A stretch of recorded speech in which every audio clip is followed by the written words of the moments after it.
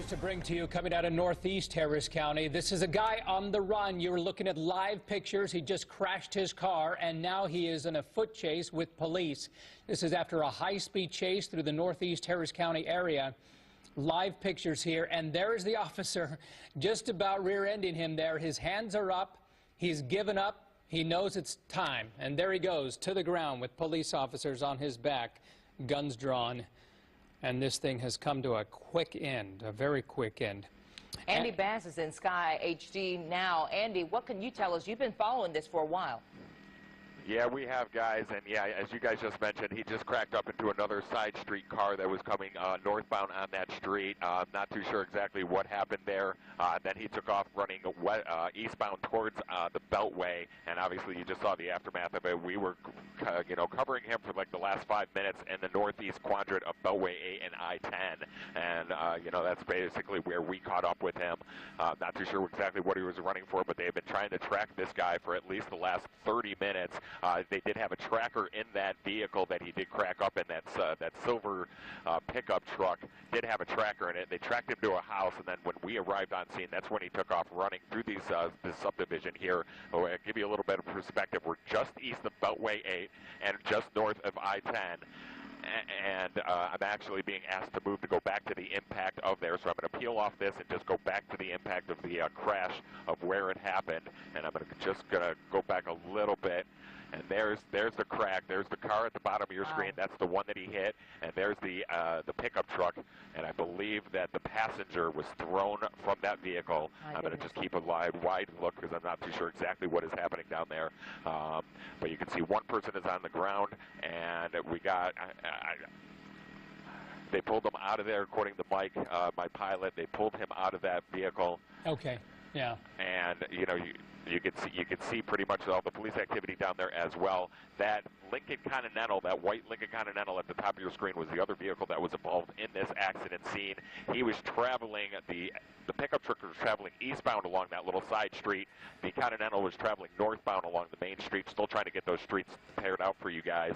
But yeah, I believe the passenger was ejected from that vehicle while officers were in pursuit for him. And it was a massive crash, I can tell you, from Sky Eye. Yeah, wow, we missed that crash, but I know you were up there in Sky Eye. I know you were looking at it at the time. That crash, of course, he couldn't use the vehicle anymore. Let's hope that passenger of that vehicle, or that he was in the other vehicle that was hit, right? He wasn't a passenger. He was the person driving? It was. No, I believe the person that's driving was the one that took off. I believe the passenger of the pickup truck was thrown from there. As far as I know, it was very hard. It happened really quickly. He might have been dragged out of there by the officers. Not too sure. Okay. Okay. All right. So the actual driver, the suspect, of course, that was the one who was running down the street, and we saw that. We saw him being captured, and now handcuffs on, and in the back of a squad car. But what a chase this was! I mean, overall they were tracking him, but it didn't last, actually, the chase that long, right? No, actually not. I mean, they had another car, believe it or not, an I-10 in the belt, and they pulled the driver out of that one, but it was the wrong driver. The plate did not match. Then they got the tracker of this vehicle, of this pickup truck, and they tracked him to the northeast coordinate, or basically of I-10 and Beltway 8 East. And that's when they picked him up in this neighborhood, and then they saw him running, and that's when we joined the chase, Art. And when we got on it, obviously he was just going through this neighborhood right here below us. He was, going pretty fast. I'd say anywhere between 40 to 50 miles an hour. And then all of a sudden, when he was heading eastbound on this little side street, and that Continental was heading northbound on the main street, and that's when basically the crash happened. I did see the driver take off on there. He ran about 4 blocks east on that little side street, and then you saw the rest of it. And just a horrific crash, and we will have a video of some of that chase coming up in just a few minutes. Andy Bass is over that. In fact, here's that video there. This is just moments before that terrible crash.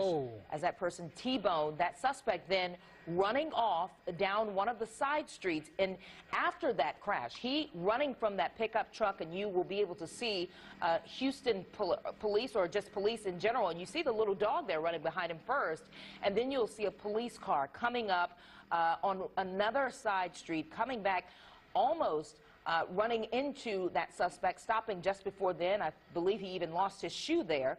He held his hands up, and then he was subdued and arrested by police.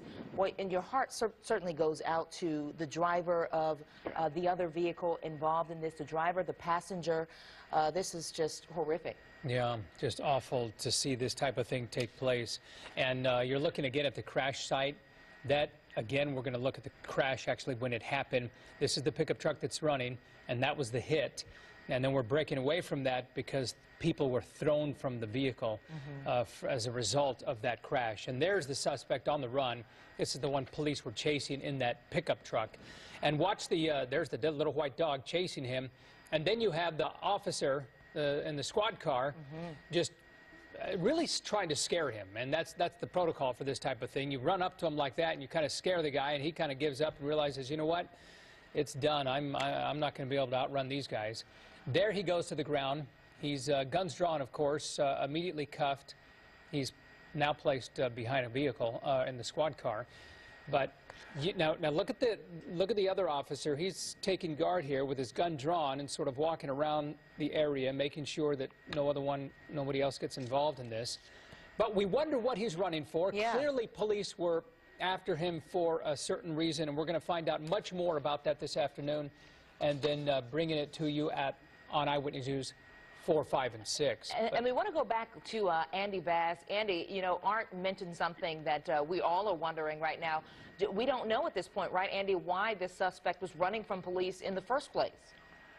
No, not at all. That detail's still trying to be sorted out in the newsroom, guys, but I do have some more information. We're at the corner. The intersection that they cracked up is at Nancy Rose and Gainesville, and the suspect was running eastbound on Gainesville, and that's when the HPD officers got him. So in the neighborhood around Beltway 8 and I-10, Nancy Rose and Gainesville is where this cracked up. But the news desk is still trying to answer your question, the news desk is still trying to figure out exactly why this guy was running, but they did tag him, and that's when they located him inside this development, inside this neighborhood, and obviously he knew he was going to get arrested. Now Andy, I want to explain to some folks here of when we show the crash, we're showing the impact, but we're not showing the continuation of that crash. And there are reasons for that. You and Sky Eye, you were able to see, now there's a reason here you're only going to see a portion of that crash, at least the impact. From that crash, after that, the passenger in the other vehicle that was hit, he was thrown or she was thrown from that vehicle. Is that correct? I believe so, Art. I mean, it happened so quickly, and obviously once the suspect started to run down eastbound Gainesville, look at that. That is a hard hit, and you see that. And when we froze that video there, and we're looking at that video, Andy, and we've looked at it a couple times, but on impact, wow, that is a hard hit. Terrible. Yeah, you got to believe that they were traveling at least, you know, the pickup truck was traveling at least 50 miles an hour. The other one probably doing 30, 25 miles an hour inside the neighborhood. All right, and yeah, that crash, I mean, immediately the heart just sank for the person in the Continental. And, you know, don't know if that suspect in the passenger vehicle of the pickup truck was pulled out by HPD or if he was thrown from there. You know, I was still trying to figure that one out. Like I said, playing it back in my mind over the last 5 minutes, it just happened so quickly. Yeah.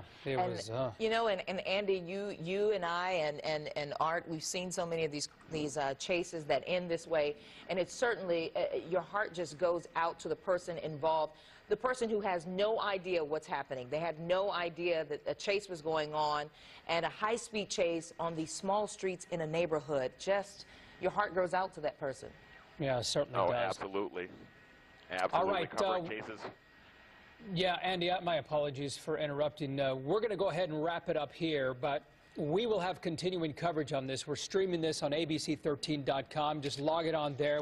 You can watch the video there.